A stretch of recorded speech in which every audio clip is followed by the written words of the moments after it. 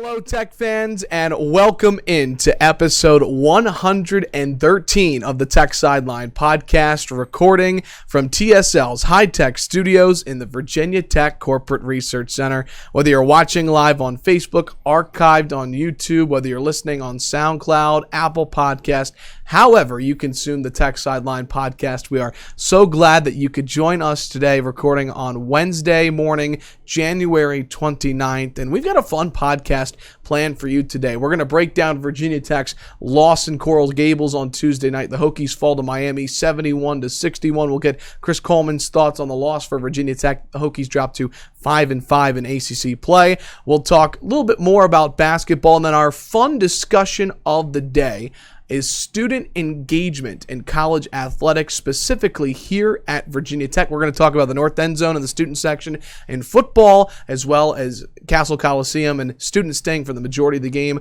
Why is that? We're going to get Chris's thoughts on that. And then towards the end of the show, we're going to have more time than usual to get to your questions on Facebook Live. So start dropping those now. The best producer in the land, Malcolm Stewart, is here behind the scenes taking your questions on Facebook Live. On the podcast set, for those watching, you'll recognize a little bit of shifting around on the podcast set. Will is unfortunately not here today. We miss him. Our general manager and founder is in Richmond today on business. So we've got our managing editor, Chris Coleman. I'm your podcast host, Evan Hughes. Again, we're so glad you could join us today on Wednesday, January 29th for episode 113 of the Tech Sideline Podcast. A reminder that this week and every week, the Tech Sideline Podcast is brought to you by the Fisher Law Firm, Virginia's trusted DUI and traffic defense firm dedicated to defending individuals charged with traffic-related offenses.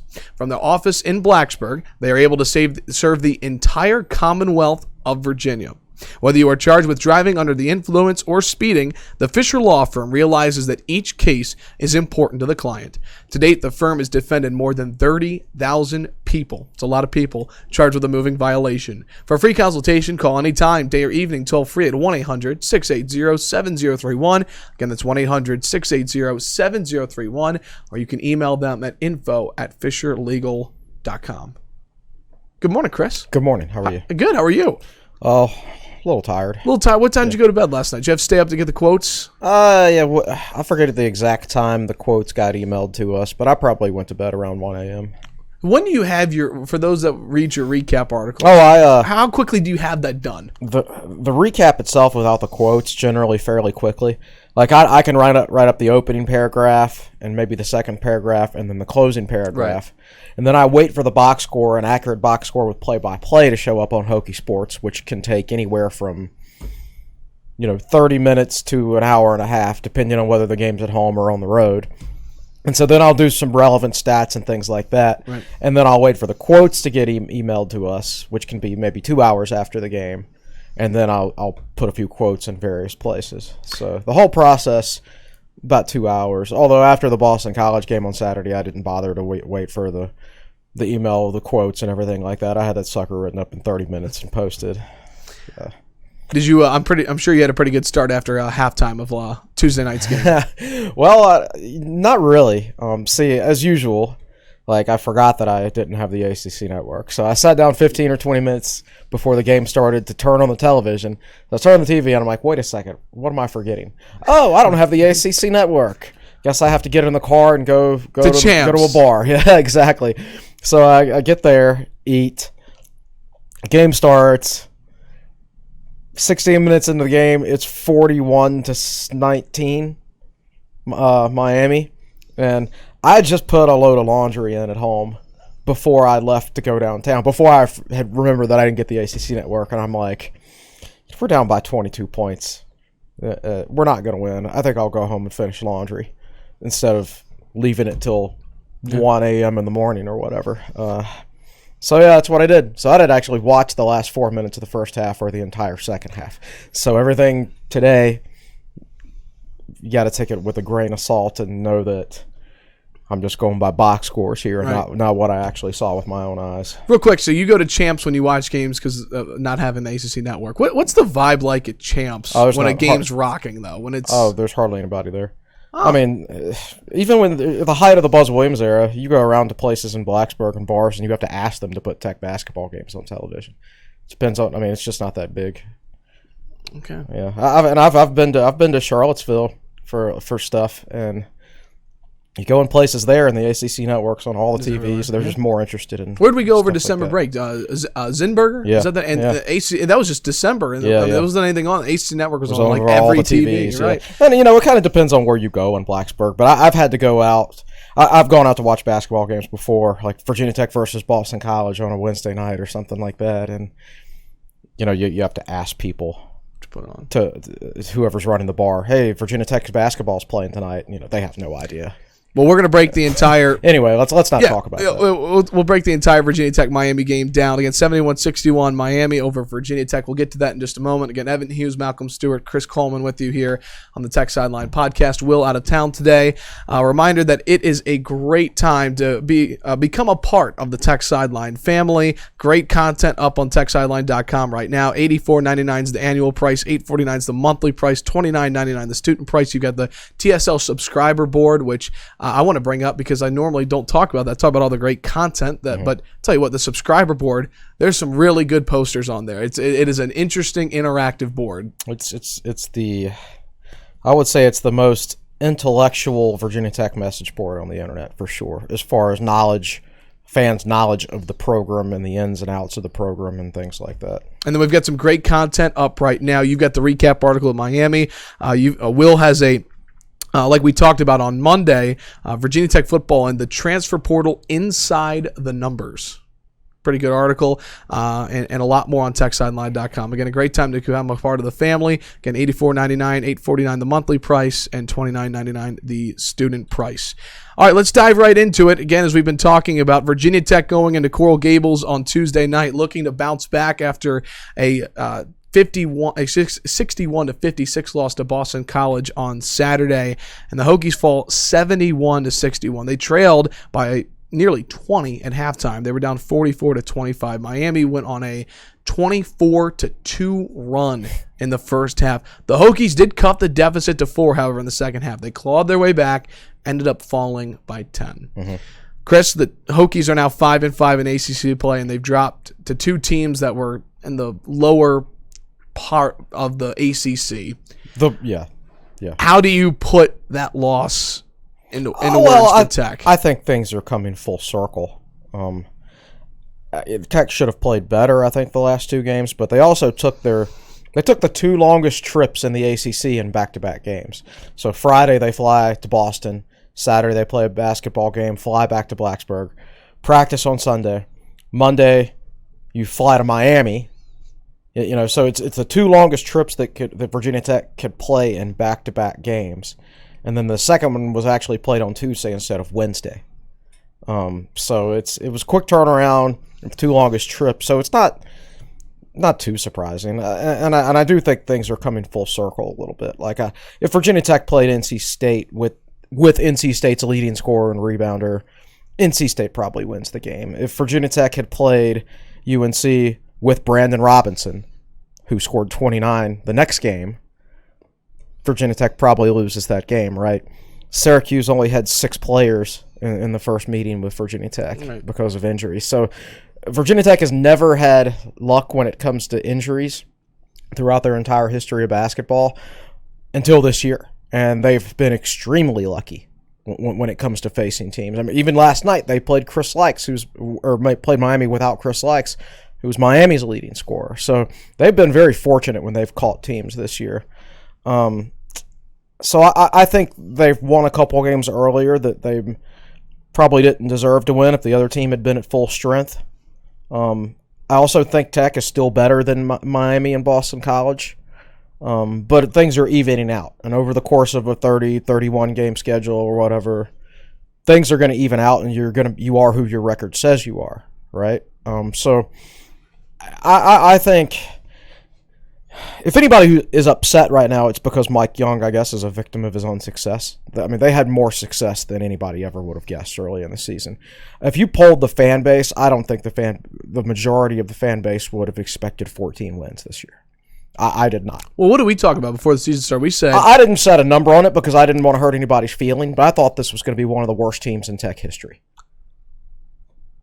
I mean, it's 6 freshmen in a 9-man rotation with nobody over 6'5", Are you kidding me? What about that combination is supposed to be successful? Mike Young's done a great job with this team. It's not supposed to be as good as it has been.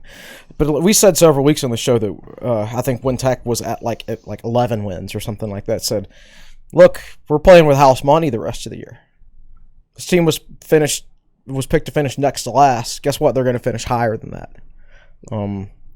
It stinks to lose to Boston College and Miami, of course, but this team isn't big enough, experienced enough, or talented enough where they can get by playing at 75% efficiency or whatever. Right. They've got to be on point from start to finish, or not necessarily from start to finish, but they got to play at least 30 minutes out of 40 minutes, not 20 minutes out of 40 minutes.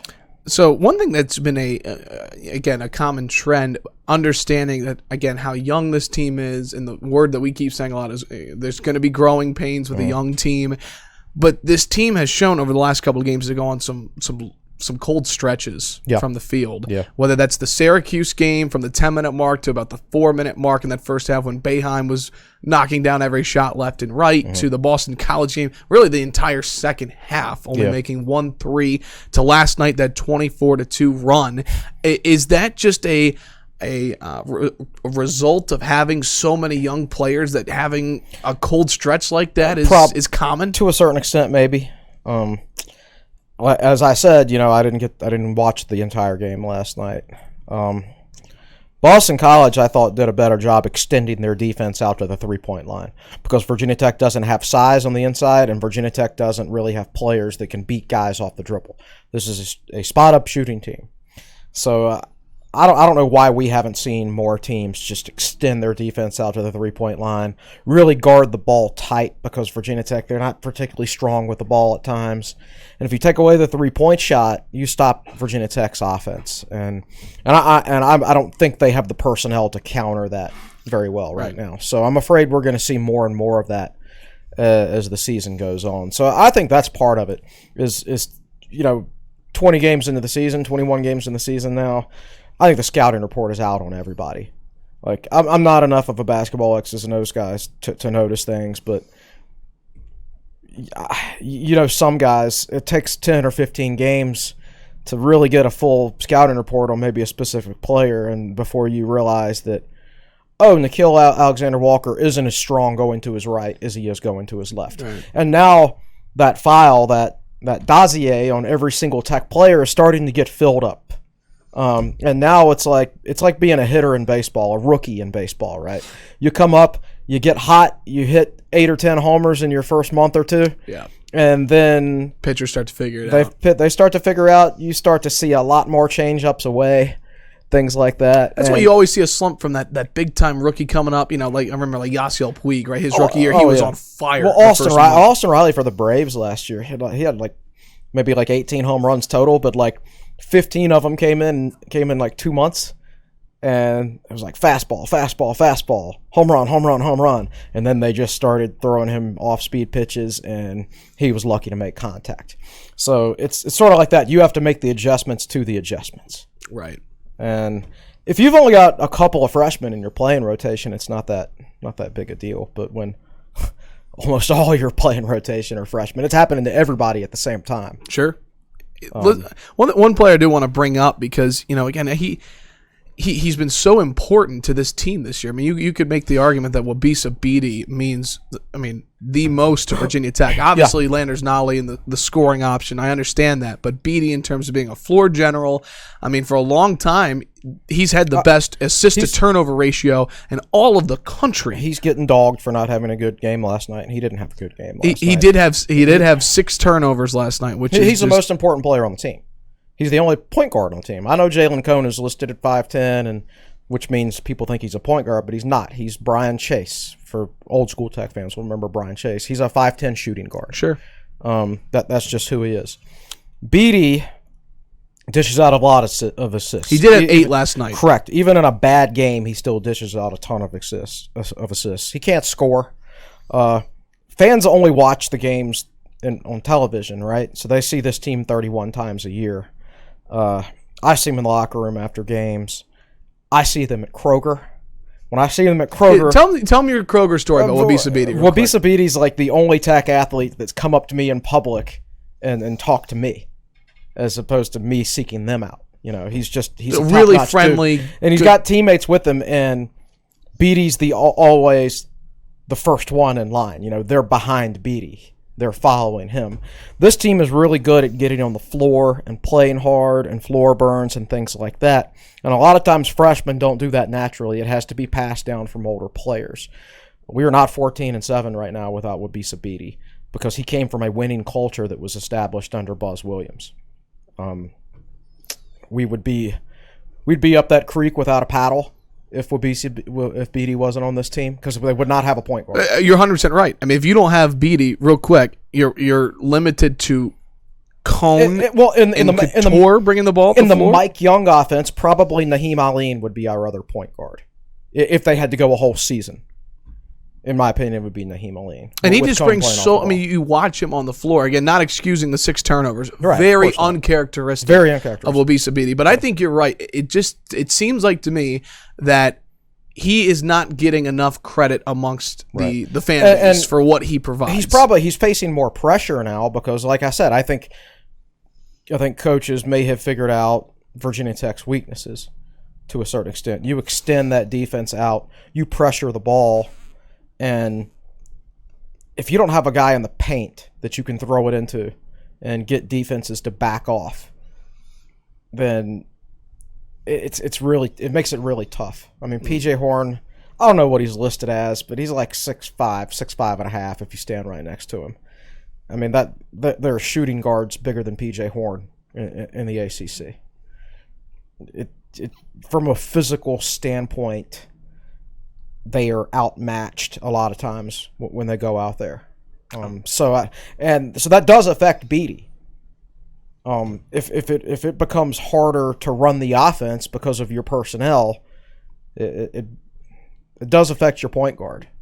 And he's not the type of player, like you can't expect him to be Justin Robinson. Beatty was a top 100 recruit, right? But he wasn't a top 100 recruit because he was regarded as a great scorer.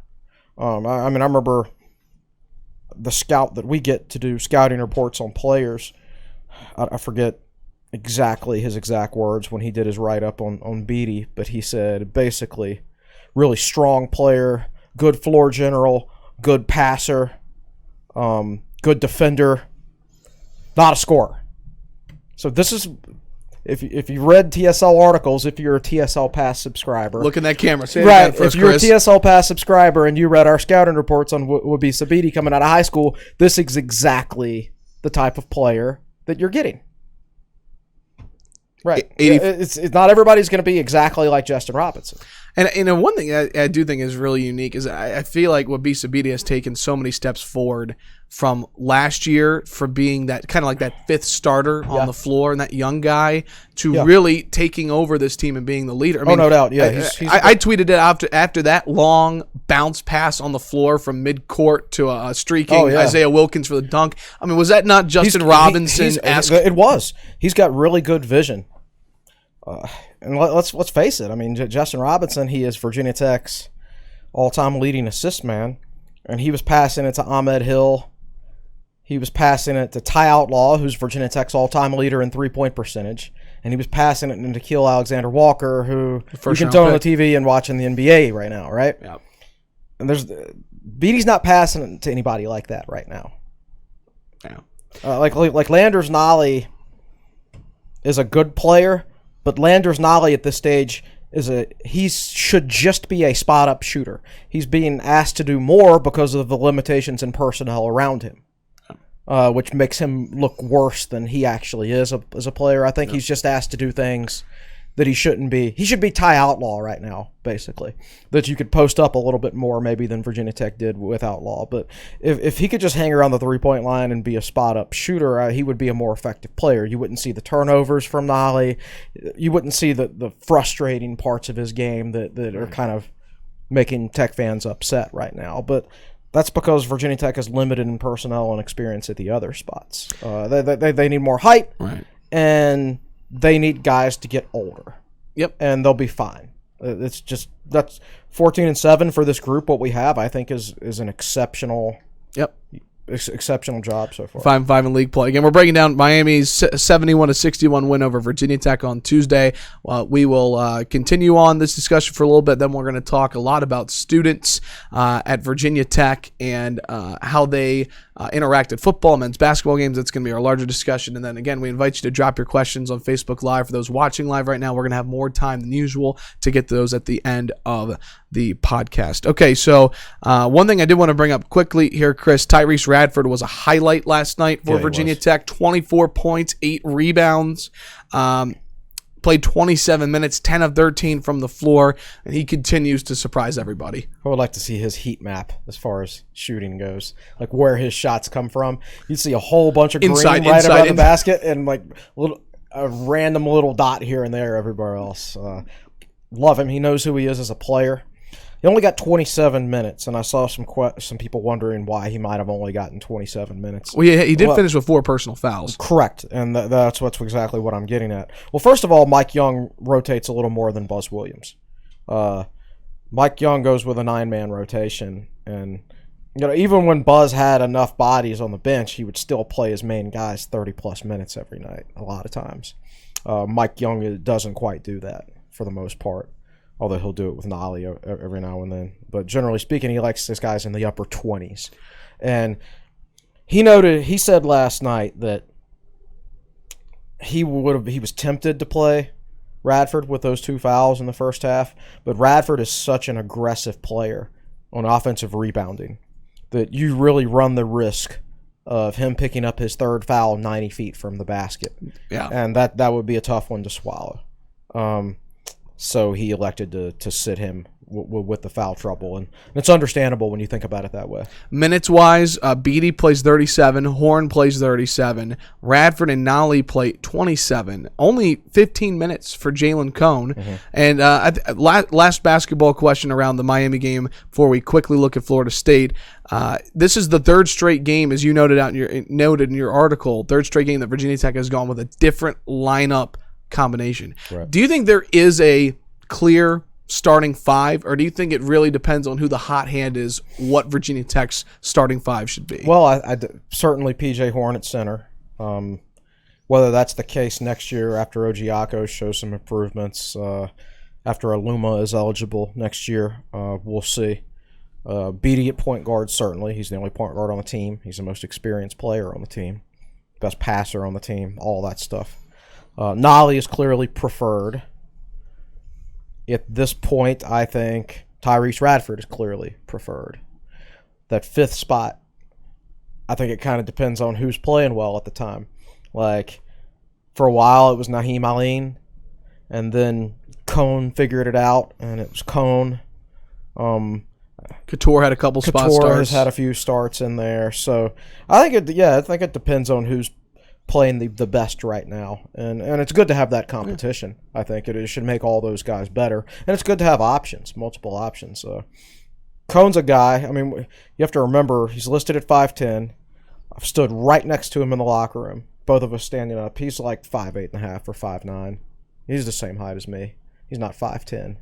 I mean, he's a short dude. And you're not going to be able to depend on guys that size to score in double figures every single night. Sure. That's just the way it is. So it's good to have those options. I think Naheem Aline, out of every player on this team, long-term, will score more points than anybody on this current team. I think long-term, he's a starter. Right now, he's still a little bit hit or miss. He can go out there and drop 20 on you one night or get shut out the next night, which I guess you expect that inconsistency with freshmen. One name to look out for moving forward, Coach Young talked about this on Tech Talk Live. He's really trying to find ways to get Isaiah Wilkins more involved. He only played 13 minutes last night, but he's been playing well. He's just trying to find the right fit for Wilkins. Yeah, he's not shooting it well right now. That's I'm sort of like everybody else. He was 1 of 8 from the field last night, so a tough day. Yes, I'm a little bit like everybody else. I don't know the intricacies of basketball, X's and O's. So we get a former college basketball coach to write basketball articles for us sometimes, and I edit the articles, and I'm reading stuff, stagger screens and stuff like that. And it's all Greek to me. I don't know what it is. So I'm sure there's a lot of things that basketball coaches look for that your average fans like me who never played basketball, I'm sure there's a lot of things they see that I don't see. Right. And I'm sure Isaiah Wilkins does a lot of those things. But I do think he's a more capable shooter than he's showing this year. Yep. And it would be nice if he'd have one of those games where he dropped 12 points and that takes the pressure off a 8.5 Jalen Cone from having to score in double figures every night. I had that question written down, and I looked at the box score and saw he was 1 of 8. So tough night last night for Wilkins. All right, that'll again 71-61 the final score. Miami over Virginia Tech. We're getting ready to take a break here on the podcast, but quickly, quick turnaround here for the Hokies. On Saturday, they welcome Florida State, a top 10 team. Yep. And Chris, this is a team personally. Oh my gosh! Looking at Virginia Tech every year, when I see the schedule, I'm going to be honest with you. Tell me if I'm honestly crazy. Florida State is the one team that I just don't want to see. I hate them because they're so I don't tall. hate them. I hate playing them. Right? Because they're I would rather Virginia Tech play. I think Virginia Tech has a better chance to match up against Duke, a good Carolina team in years past, any top tier. Louisville. I mean, Florida State is just not a good matchup for Virginia Tech. Leonard Hamilton, while the rest of college basketball has gotten smaller with more interchangeable players, you don't have to have a 7-foot center like it's not 1992 anymore, right? He's done the opposite. Like, if you put this in college football, he's still running the I formation. He's running these power formations against defenses that have made the adjustments to spread offenses. They're the Tennessee Titans offense, run with Derrick Henry up the middle 25 times a game. Exactly, because it's counterintuitive to what everybody else is doing. I mean, I've seen them out there with like 6'10" small forwards before. They were like an NBA team as far as their size goes. That said, it's difficult for their center to come out and guard P.J. Horn on the 3-point line and things like that. And I've seen Virginia Tech beat Florida State before. Yeah, absolutely. So it's certainly possible, but I haven't studied their personnel yet this year as far as their experience goes. I know before they lost to UVA last night, they'd won 10 in a row. I hate that they lost last night because they're a really, really good team, and it's unlikely that a team that good loses 2 in a row, as down as the ACC is this year.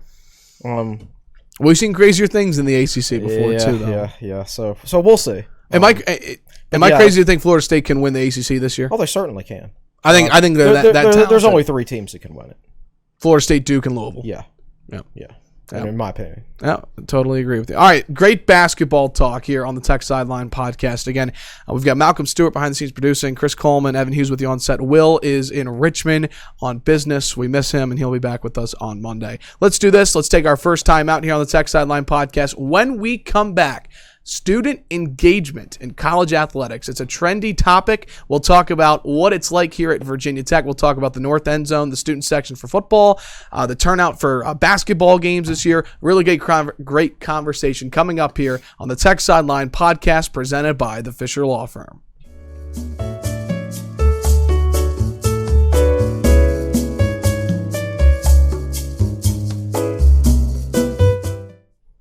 Welcome back to the Tech Sideline podcast presented by the Fisher Law Firm. So glad you could join us for episode 113. Malcolm Stewart, Chris Coleman, Evan Hughes with you here on Wednesday morning, January 29th. We just broke down Virginia Tech's loss to Miami in basketball. Great conversation. And now we're going to transition to a trendy topic, I think is kind of the way to say it, because this has been something that has been a hot topic on talk shows. And we've heard Nick Saban talk about this with his student section at Alabama, and it's student engagement in college athletics and staying through quarters 1 through 4 in football and how basketball is different from football. It's a really interesting conversation, and I thought it was a really good topic to bring up today. We talked about the transfer portal at length.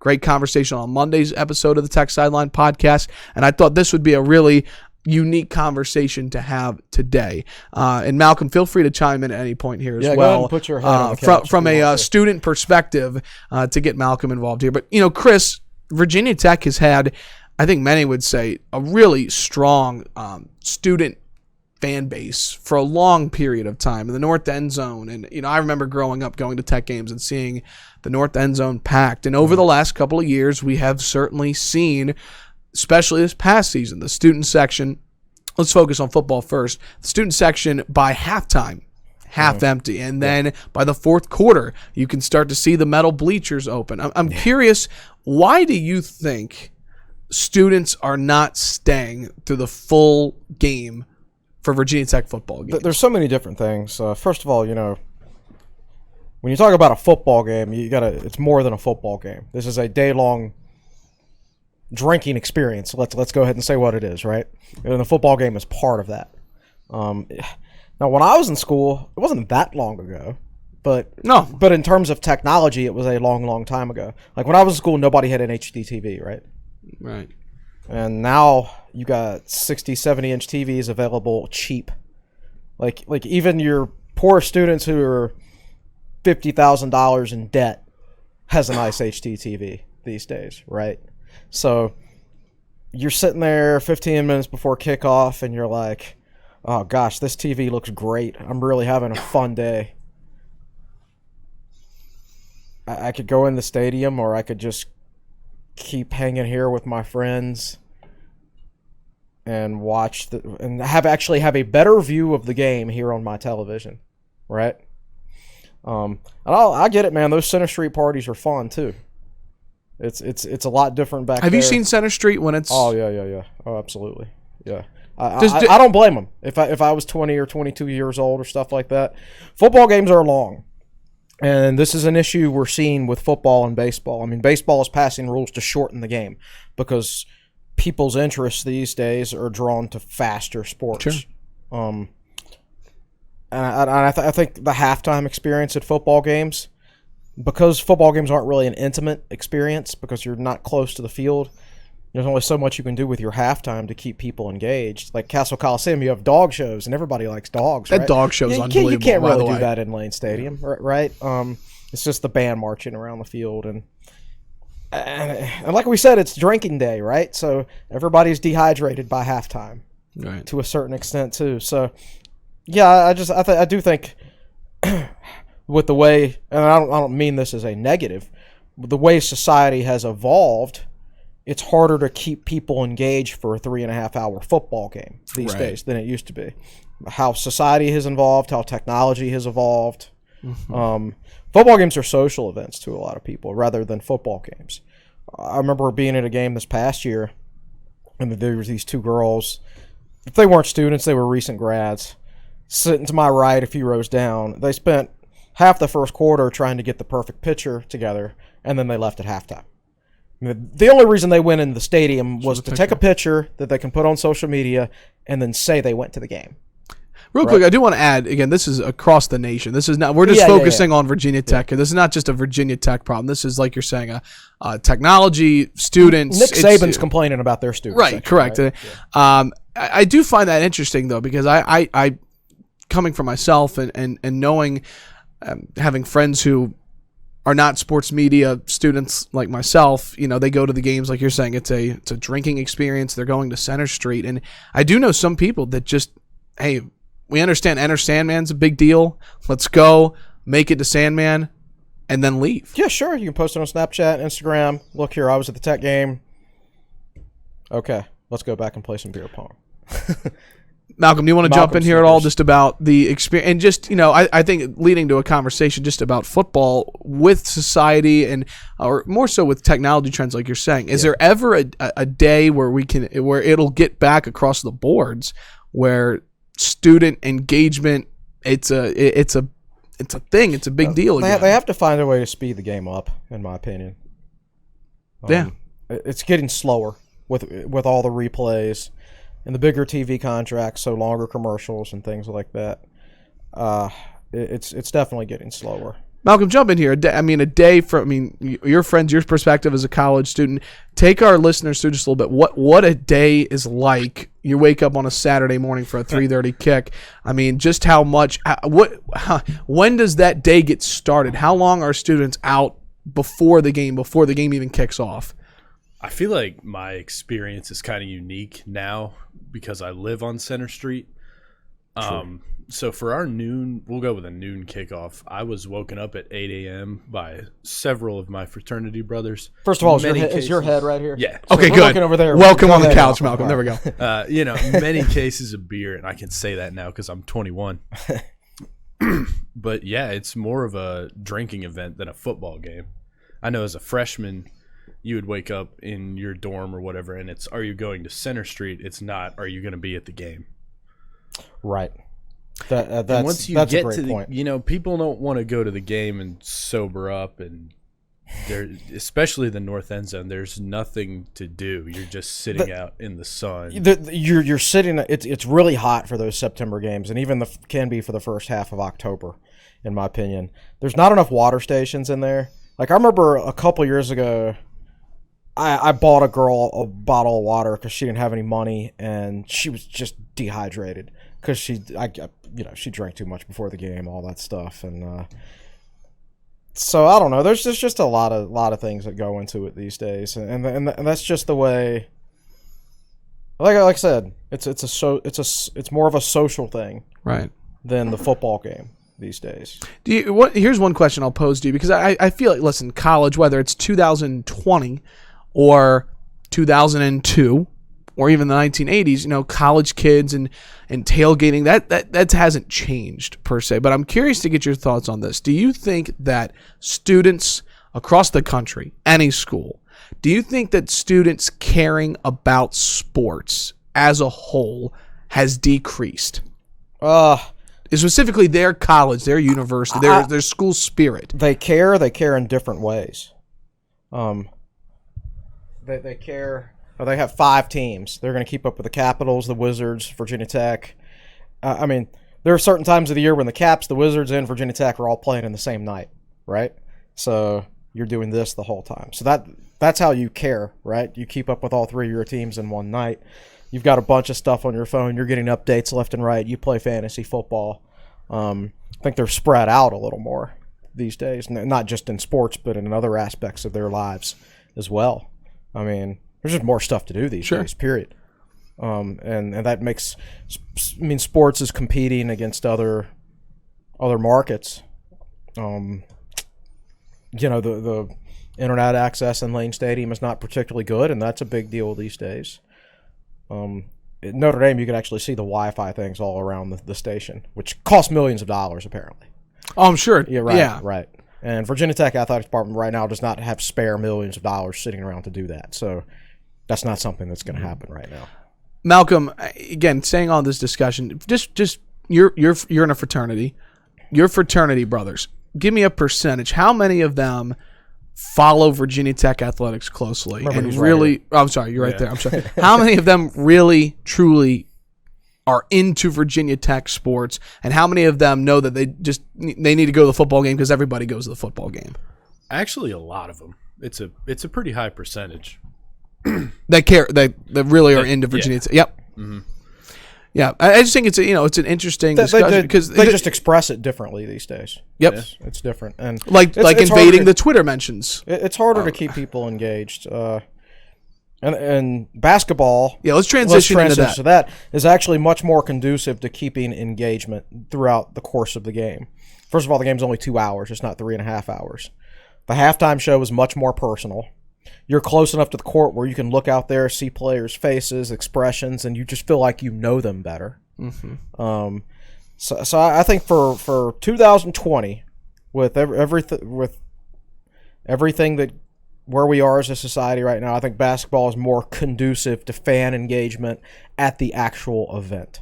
And basketball game is, your day during basketball season does not revolve around a basketball game either. Absolutely. You're a Saturday for a college game. It's all about the football game. Let's say you have a Tuesday night home basketball game. You roll into Castle at 6 o'clock to get your seat if you're a student. The game starts at 7. It lasts for 2 hours. You're back in your dorm by 9:15. If you got studying to do, it's still early enough to be able to study. Because a football game is different. It's even for like a Thursday night game or a Friday night game. It's just different. It's a bigger chunk of your day. Sure. Basketball is just something. A basketball game is no different than me, like getting up in the morning and watching like a Premier League game, which lasts like an hour and 45 minutes. Hour and 45 minutes. If it's a 7:30 a.m. game, get up and watch it. It's over with by before 10 o'clock in the morning. I've got my whole day ahead of me. Even if it's like an afternoon game, it only takes like a 2-hour chunk out of my day. Yeah, I was sitting in the stands for the UNC game, and I had at 8 a.m. the next morning. That was a Wednesday night, right? Tip-off was 8 against UNC, and I remember looking at my phone, and it was like 10:15 going into overtime. I'm like, I got time. You're right. It just feels it moves along at a quicker pace, and I like what you said. It doesn't take up a large chunk of your day like football does. Right. Let's talk about and give credit where credit is due.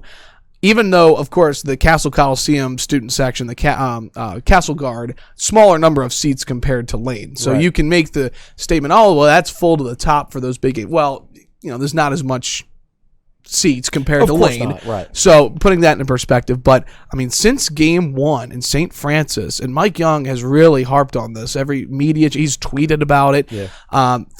Students are outside an hour and a half before the game, waiting for the doors to open. He bought pizza. I don't know if you saw that for fans that were waiting before the game against UNC. So I think the game tipped off at 8 and students were there at like 6, and he bought pizza, and he was responding to students that were thanking him on Twitter. So what do you think is basketball right now the reason for so many students coming? Is that a mixture of, like you were saying, it's a shorter game? Is that the culture that was set before by Buzz Williams?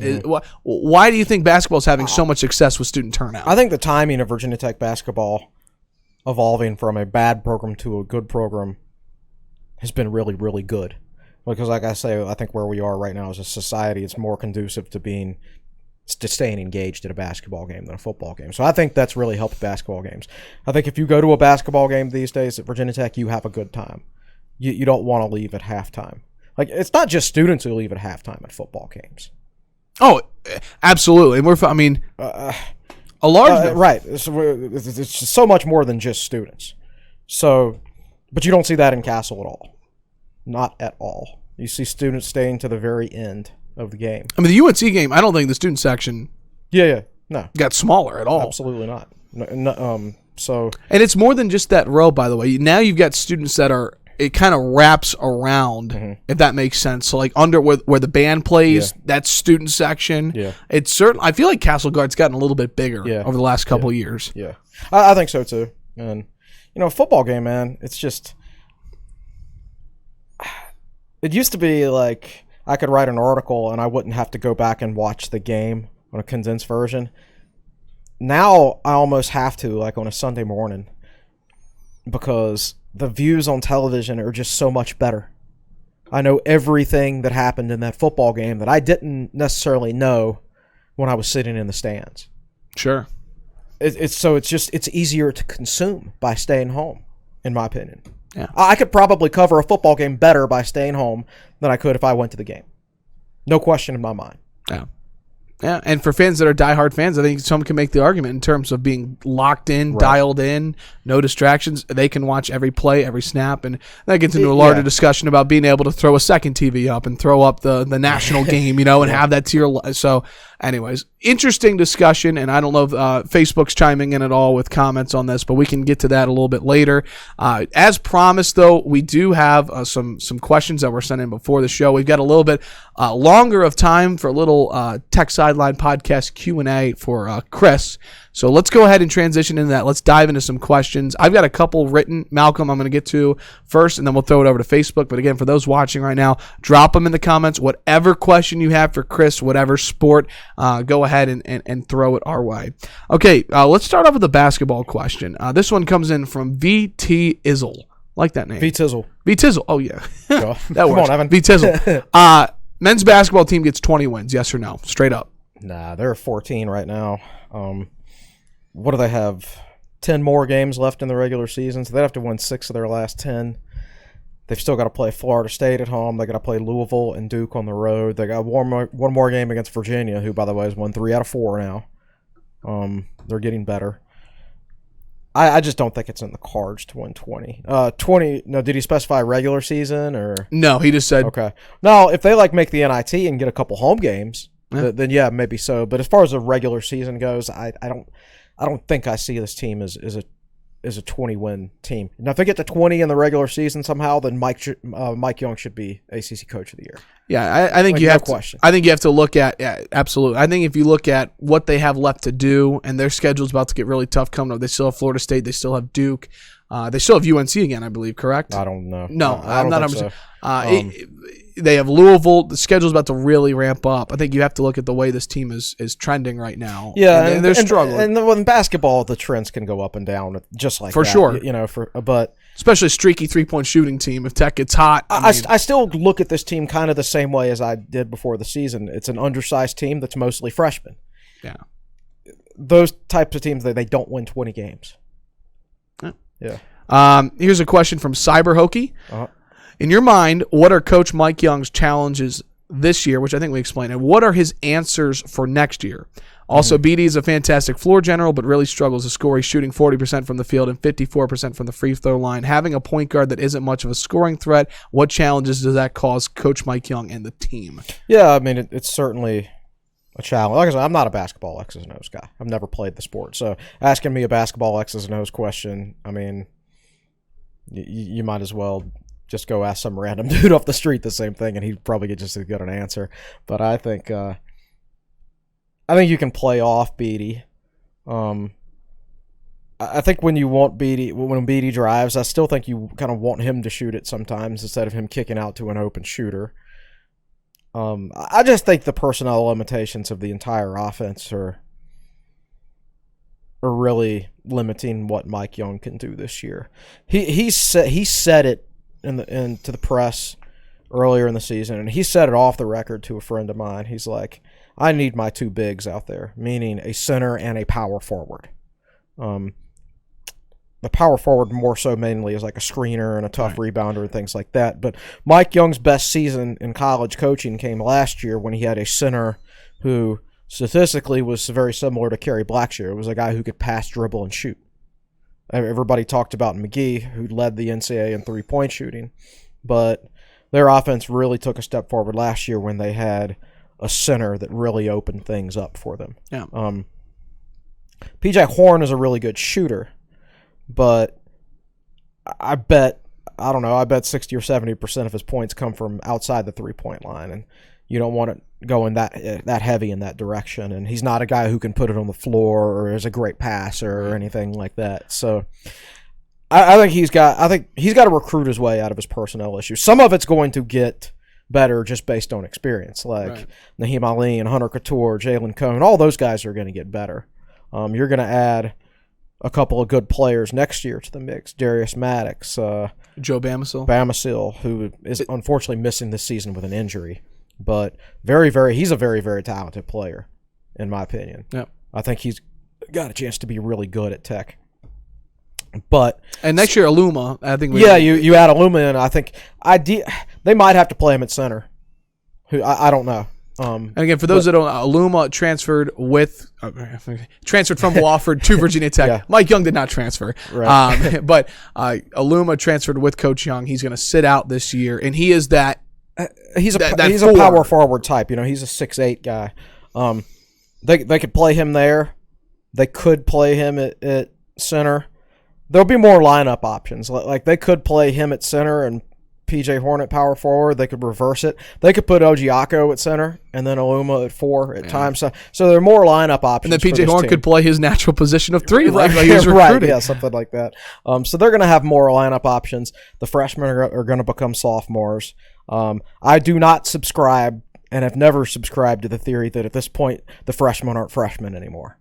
Okay? That takes a whole offseason of strength and conditioning. So let's say I did subscribe to that, though. Our freshmen aren't freshmen anymore. Our sophomores are now juniors. Our juniors are now seniors. Well, everybody else's freshmen are now sophomores, too, by that theory, right? Everybody else's sophomores are now juniors. It's the same thing for everybody else. So, I think he squeezed as much out of this orange as he can. I think whatever personnel issues we have will be addressed in the offseason with natural improvements from some guys and recruiting in other ways. Yeah, and he's getting it done on the recruiting chair right now. He's done a nice job, yeah. Okay, here's a question from Westy Hokie. What should we feel confident about in 2020 for football? Seems like constant churn. We think the wide receivers are a strength, and it is the opposite. Right, yeah. We almost led the NCAA in portal entrance and yada, yada, yada. So what exactly should we feel confident about in 2020 for football from Westy Hokie? I think we feel confident in quarterback play. With the exception of Ryan Willis at the beginning of this past season, the Justin Fuente, Brad Cornelson combination has always gotten better play out of their quarterbacks than they probably have any business getting out of them. Like Josh Jackson, look how awful he is at Maryland. I mean, his pro football focus rating in Maryland is like 44.3. It was over a 70. You know what's so funny? He started off the season, red hot. Remember Right. they had that upset And then win, and they were top 25. And then the film got out on their offense and everything. Like, you see that happen every year. So I think these guys are exceptional at getting good quarterback play. I mean, if you go all the way back to when Fuente was at TCU, the quarterback who replaced Andy Dalton, who came after Andy Dalton, I forget his name, but Fuente was offensive coordinator for one more year there, and this guy had a great year. It wasn't Jarrett Boykin, was it? No, I'm sorry. Jarrett Boykin. Sorry, you mean Trevon? Is that? I'm forgetting his name. No, last name was Boykin. Boykin ended up replacing this guy later. Gotcha. Okay, but this guy had a great sophomore season, like statistically better than Andy Dalton with Fuente as offensive coordinator, right? Then Fuente leaves, and this guy ends up getting benched. He's so bad.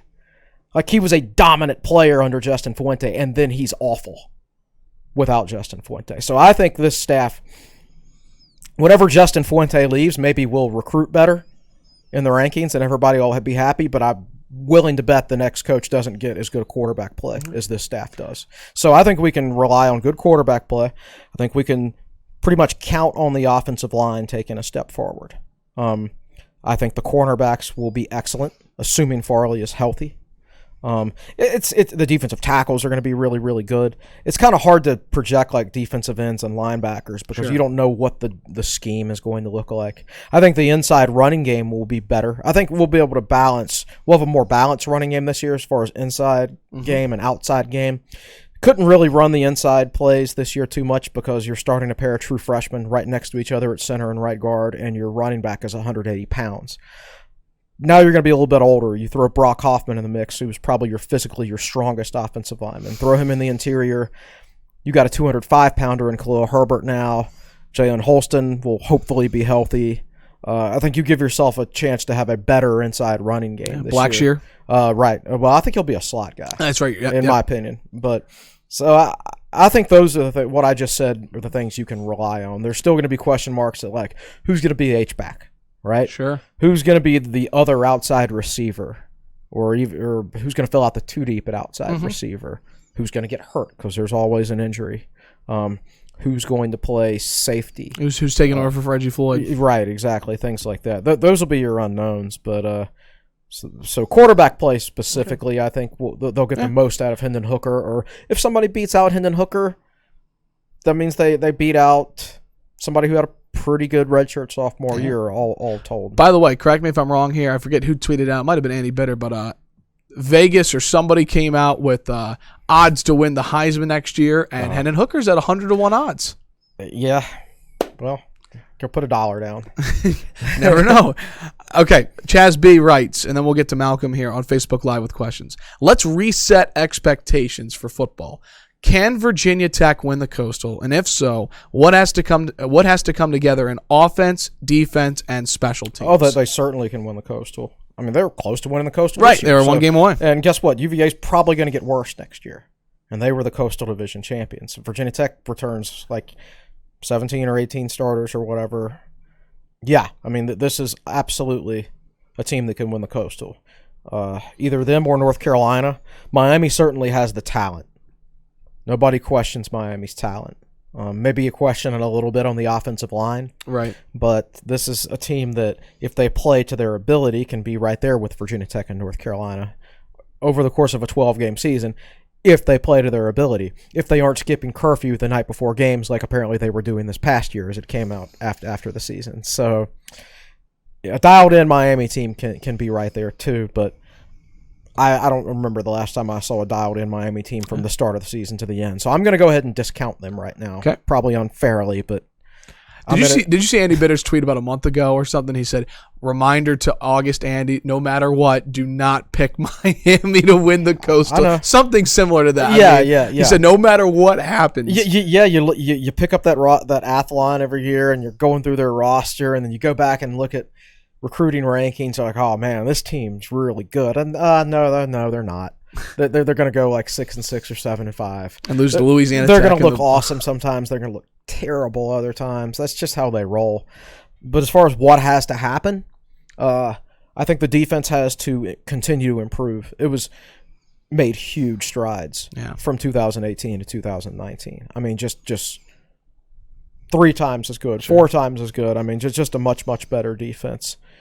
Has to continue to make strides, particularly at safety, defensive end, and linebacker. And I don't know exactly what it's going to look like because I don't know what the scheme is going to be. Are they going to go short side, wide side, defensive end, short side, strong side, safety? Or are they going to play to the run strength and the passing strength? Or are they just going to do left and right, defensive end? I don't know how it's going to look like. I do think they'll have a little more depth. I think their depth was okay this past year. And overall, like the defensive ends this year were like C+, B- defensive ends. Everybody's going to remember the Kentucky game, but Kentucky is the 5th rated offensive line in the entire country. So you give them a little bit of a break for that because that's the best offensive line that they faced all year. So I think the defense has to continue to take a step forward. Offensively, the 2 things to me are wide receiver depth, specifically outside receiver, and how are you going to replace Dalton King? Who is going to replace Dalton King? Who is going to play that H-back role? Sam Rogers and Dalton Keene were different players, but they were both, they could both block, they could both catch. One was more of a traditional fullback, one more of a traditional tight end, but they were both smart enough and good enough to play that role. I don't know who I envision in that role right now. I assume Gallo will get a shot there. Not James Mitchell, right? Because he's more of your traditional.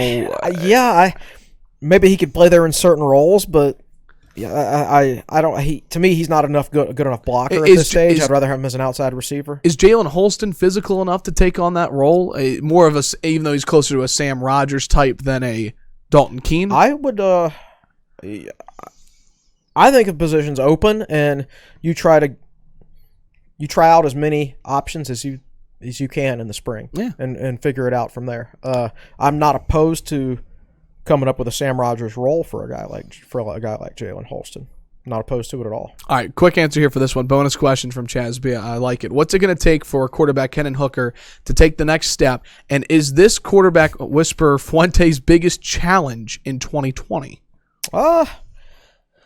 Well, taking the next step for Hendon Hooker, he's probably got like most young quarterbacks. He's got to continue to get better at progression through his reads and things like that. But it'd also help if his wide receivers could start catching the ball consistently. Let's face it. Key drop passes against UVA and Kentucky. Even if everything else had stayed the same in those 2 football games, there were 3 or 4 balls that if they had been caught, Tech probably would have won both of them. Sure.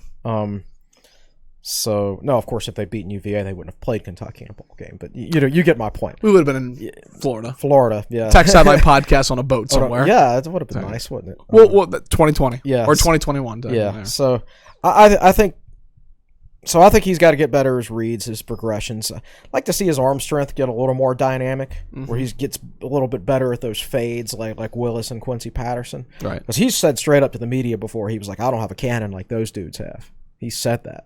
I was there when he said it. So maybe improve the arm strength a little bit. But I think the main thing is just get more reps under your belt. The game continues to slow down for you. You have a better understanding of the passing game in general. Not just the Tech offense itself, but just being a passer of the football. Sure. And that comes with time. So that's where you'd like to see him take a step forward. But some of that's dependent on his receivers too. Yeah, I don't know what's going to happen without Damon Hazelton. I don't think Tech. It might actually help them between the 20s to a certain extent, but it's not going to help them in the red zone for sure. Right. Losing Damon Hazelton. Yep.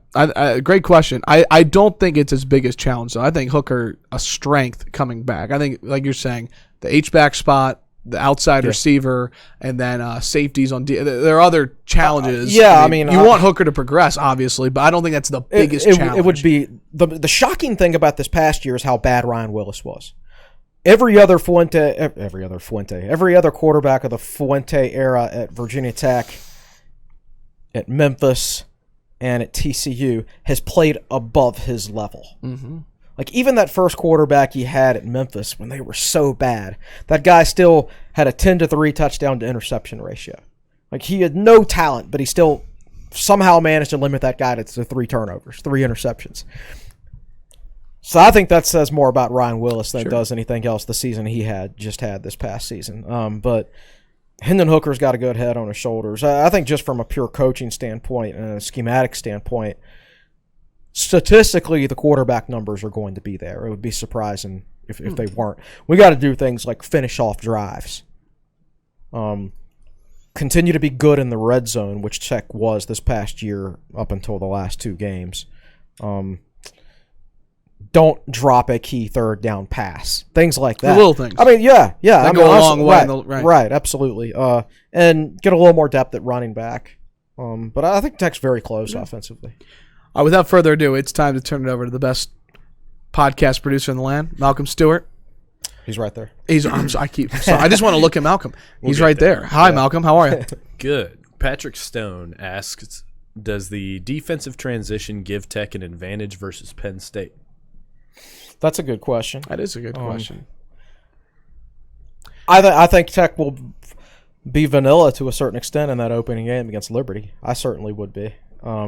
Be extremely vanilla in the spring game. Yeah. You might be prepared for the most. Look, spring games are never exciting, right? But this might be one of the most boring spring games you ever see from a schematic standpoint because Tech is going to be so vanilla because of that. Let's give some context to that too. By the way, they open up with Liberty, and for those who don't remember, Penn State's week 2. Mm-hmm. Mm-hmm. So it's not like this is a 3 or 4 weeks into the year. It generally takes 3 or 4 weeks before that film starts to show up and coaches really understand your weaknesses and your strengths and things like that. Like you see, Tech's 2017 offense was just so many freshmen at key positions, and they were a good offense for the first month of the season. And then after that, you kind of figured out that, they got a lot of weaknesses because it had just piled up on film at that point. Easier to game plan for after a month. That won't necessarily be the case. So, I agree with that. Especially, if you don't know exactly how you're going to use Tech's defensive ends. What if they move Amari Barno to defensive end? Is he going to be a short side defensive end, a wide side defensive end, a pass rush specialist? There's just so much you don't know because Justin Hamilton, while, yes, he does have a Virginia Tech background, he has come up in the Nick Saban system when he was under Romeo Crennel with the Cleveland Browns. Bill Tierlink has spent most of his career in the NFL. Justin Hamilton ran a similar scheme to Virginia Tech when he was the defensive coordinator at UVA-Wise, but he had other unique things in there too. And then you got Tracy Claeys, linebacker coach, former head coach at Minnesota. He's going to have it's a lot of defensive coordinator. There's a lot of pots they can draw from, I guess. I don't know what to expect. But that could be that's intriguing. It absolutely is. I do think it gives Virginia Tech a certain advantage, and they have to take advantage of it. Because I do think they will definitely put some things out there that Penn State, it'll be impossible to foresee. Now, everybody wants Virginia Tech to open up more practices and be a little more open. This is not the year to do that with Penn State on the schedule, because then you just give away that opportunity to have an advantage heading into week 2 of the season, just based on so much unknown on the defensive side of the ball. Great question. Great one to lead things off. I like that. Tom Lester, can Mitchell have a breakout season? And I'm assuming he's talking about James Mitchell. Yeah. Depends on what your definition of breakout. I mean, he had a good year this past year. Could he be targeted more with limited options at outside receiver? It's very possible. I think Virginia Tech's going to be kind of a run-heavy team this year. That's my personal opinion. I think they're going to be better at the inside running plays. I don't think they'll get worse at the outside running plays. I think they're going to be a run-heavy team. And they will pass off the run, which I'm excited about because Fuente's philosophy is run to win, right, and pass to score.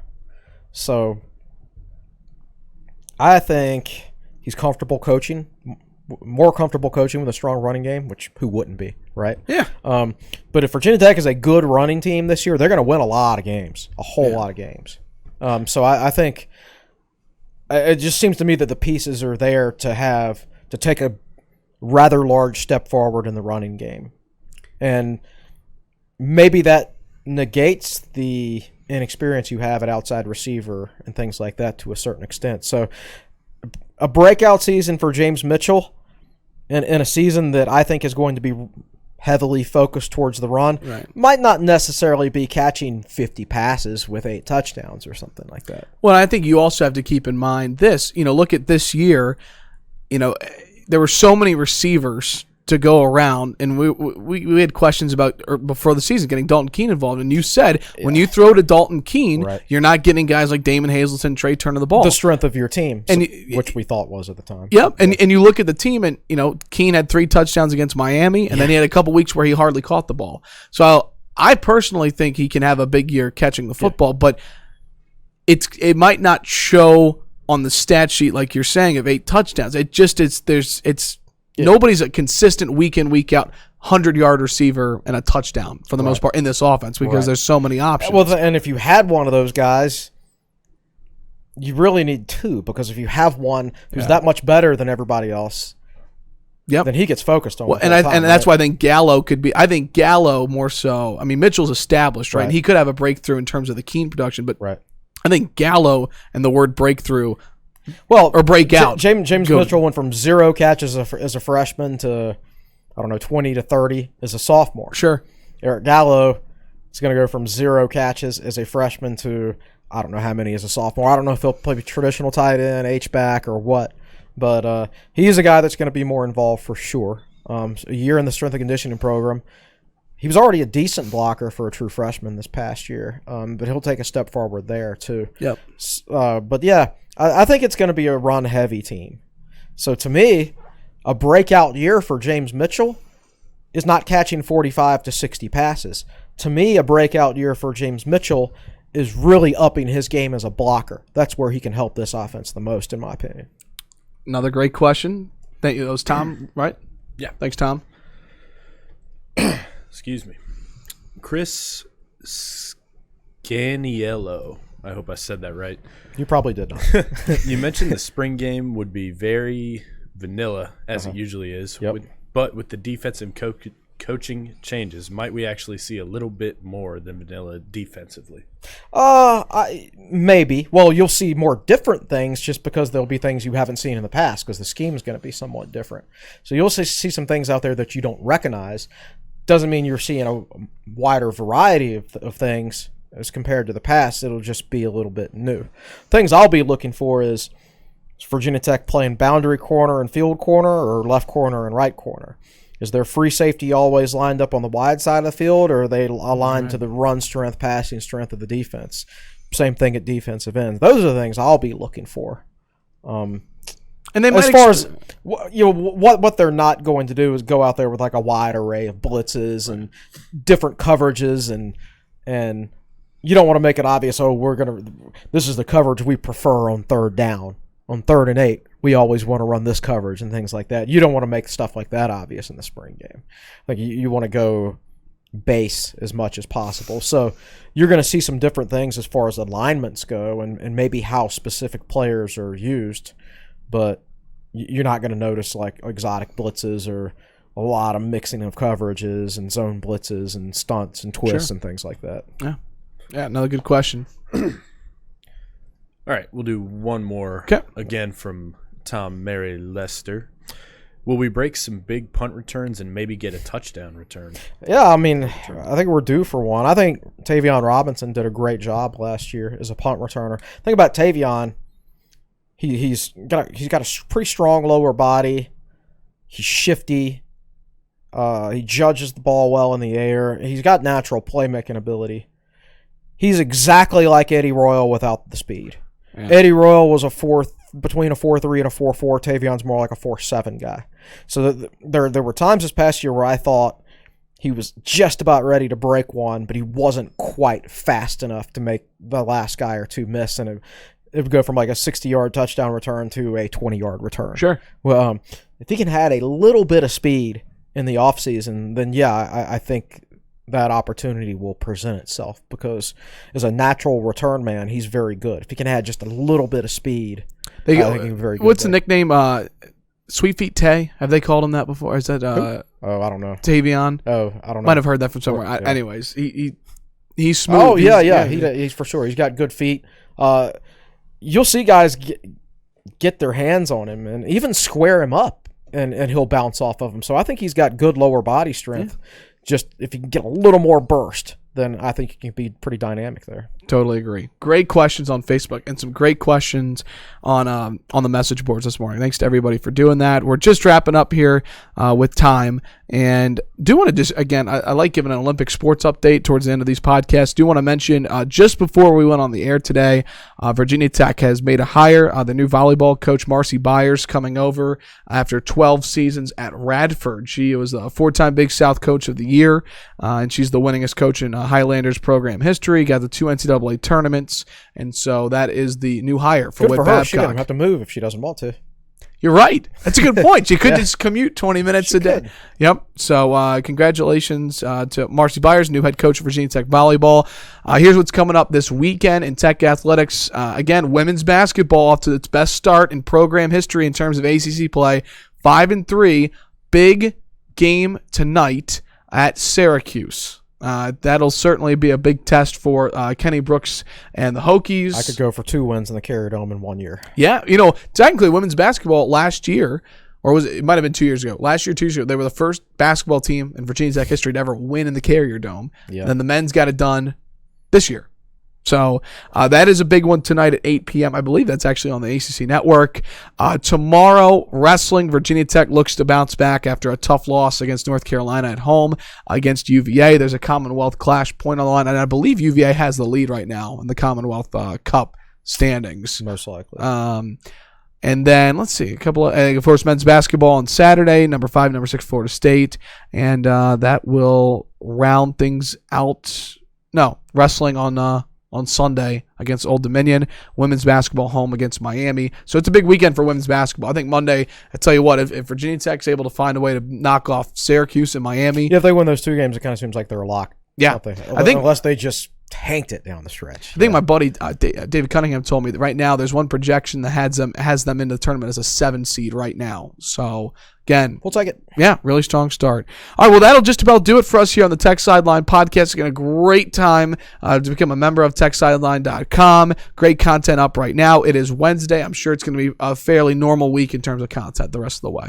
Yeah. I've actually got to sit down and think about that. I had it planned out through Tuesday, but from Wednesday on, I think one of the things I'll do is take a look at the roster construction this year and like which class each player came from. Like how many Frank Beamer recruits are still in the program? I can't imagine it's more than 3 or 4 or 5 or something like that. But I think that's where I'll go maybe today with an article. Great discussion today on the podcast, again, from the questions to talking about student engagement and sports and really football to basketball is a great discussion, and then talking about the Hokies on the hardwood. All right, that'll do it for today's edition of the Tech Sideline Podcast, episode 113. Thanks so much to everybody for tuning in. We're back Monday, normal time, 9:30. Hope you can join us live on Facebook. And then next Wednesday, we will have Virginia Tech wrestling coach Tony Roby with us on the Tech Sideline Podcast. Again, looking forward to what's going to be a great week of podcasts next week. A reminder, if you're watching on YouTube, be sure to like and subscribe. And don't forget to follow Tech Sideline on social media. We're on Twitter, Instagram, and Facebook, all at TechSideline.com. all at Tech Sideline, our handle at Tech Sideline. All of our news and content, you can find it all on social media. All right, that'll do it for today's episode. For the best producer in the land, Malcolm Stewart, behind the scenes producing. On the podcast set, our managing editor, Chris Coleman. I'm your podcast host, Evan Hughes, saying so long. Thanks so much for listening. This has been the episode 113 of the Tech Sideline podcast, brought to you by the Fisher Law Firm. Have a great week.